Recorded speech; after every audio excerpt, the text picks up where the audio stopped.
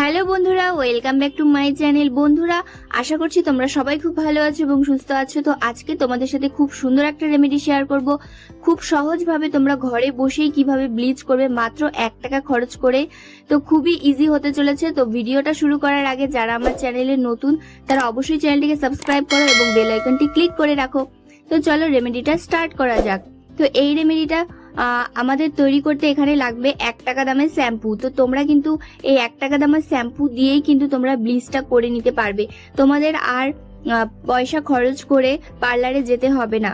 আর পার্লারে গিয়ে ব্লিচ করলে কিন্তু আমাদের স্কিনটা অনেক বেশি ড্যামেজ হয়ে যায়।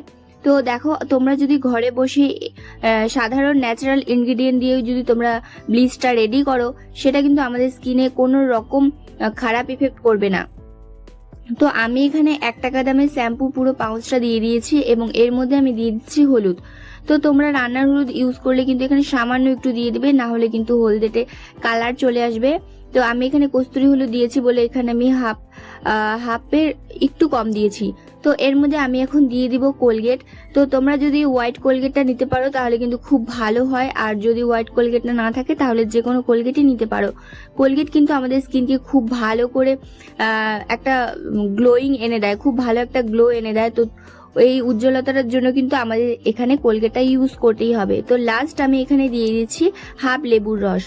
তো বন্ধুরা, লেবুর মধ্যে কিন্তু প্রচুর পরিমাণে ভিটামিন সি থাকে এবং লেবু কিন্তু আমাদের স্কিনটাকে ন্যাচারাল ভাবে ব্লিচ করে।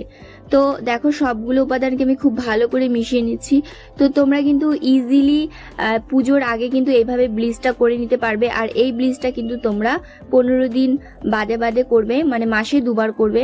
খুব ভালো রেজাল্ট পাবে, তোমরা একবার করে দেখো।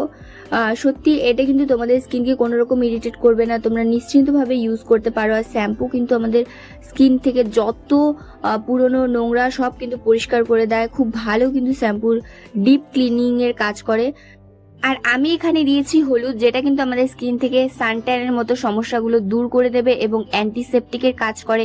পিম্পলস একনে থাকলে সেটা কিন্তু কমিয়ে দেবে।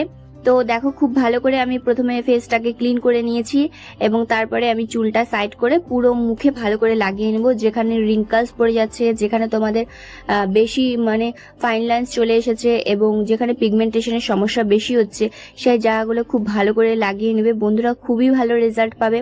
তোমরা অবশ্যই একবার ট্রাই করে দেখো এবং কেমন রেজাল্ট পেলে আমাকে কিন্তু অবশ্যই জানিও কমেন্টের মাধ্যমে। তো আমি খুব ভালো করে ফেসে লাগিয়ে নিয়েছি। লাগিয়ে নেওয়ার পরে 20 মিনিট পর্যন্ত অপেক্ষা করেছি।